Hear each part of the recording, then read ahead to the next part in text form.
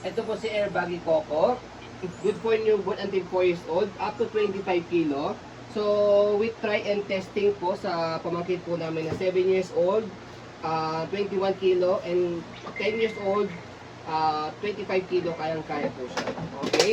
So, heavy duty diet po siya. Wag lang po gamitin to 30 kilo pataas kasi may hirapan po i-maneuver yung gulong po niya.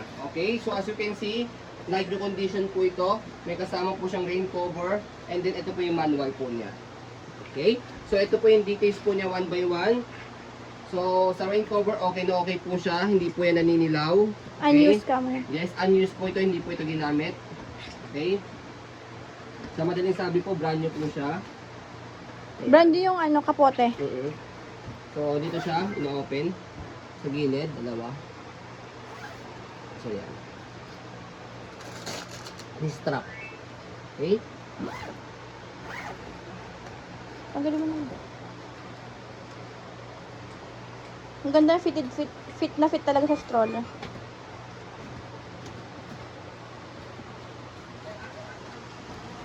So, yan. After nyan, ito po yung details po ng canopy po niya. Ayan, already wash po yan. Wala pong faded, wala pong discoloration. Okay? Pero kung sakaling nadudumihan pa rin po kayo, pwede nyo po ulit yan i-wash. Okay? So, yan. Okay? So, ito po yung peekaboo niya. Pwede nyo i-roll yan and then i-lock. Close.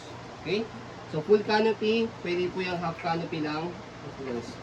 Okay? So, regarding naman po sa pad niya, ayan, okay na okay po siya. Bagong-bago na. Ayan, as you can see, bagong-bago. Okay? Kompleto po, with pad harness po siya. Ayan, heavy duty po yung belt. Matigas po talaga siya. Ayan. Kasi heavy duty yan. Okay? Hindi siya madaling mabali. Okay, wala po yung putol. Okay? Front handle, okay na okay din po yan. Deceiver. So, pwede nyo po i-wash. Washable po siya. So, andito yung zipper niya sa Huwag tanggalin. ilalim. Okay? So, para tanggalin yan, ito lang.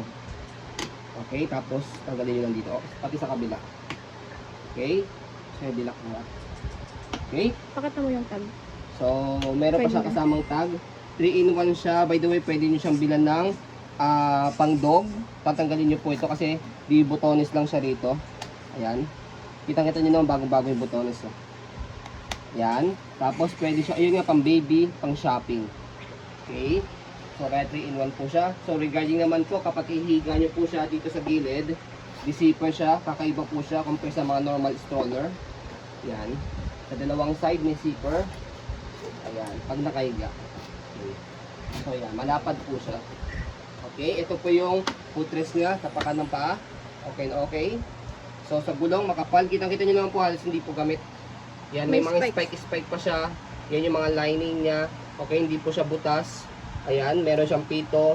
Cover ng pito, naging swivel. Easy to maneuver. Ayan. Okay. So, regarding naman po sa body frame, ayan, okay na okay. Makinis na makinis. Pwede po sa masiselan po. Ayan. Gulong, okay na okay din po siya. Kaparehas po na nasa harapan. So, sa likod, ayan, meron siyang pocket dito. Ayan, pwede kayo maglagay ng gamit po dyan. Yung mga wipes, okay. And then, yung basket, malaki rin po siya. Okay. So, gulong sa kabila, okay din po yan. Wala po yung issue, hindi pa yung butas. May pito rin. Ganoon din sa kabila. Okay. Stopper niya with stand. Ito po, stand po niya po ito. Kaya meron pong ganyan. Okay. So, yan. Naka-stop na po siya. So, pag pinod po niya siya, nakaganyan siya, pwede siyang itayo. Okay. So, meron po siyang lagayan po ng water. Kasi nga po, jogger stroller po ito. Okay. Jogger stroller means pang jogging po itong stroller na to. Body frame, ayan po yung body frame po niya. So ayan, light new condition po siya.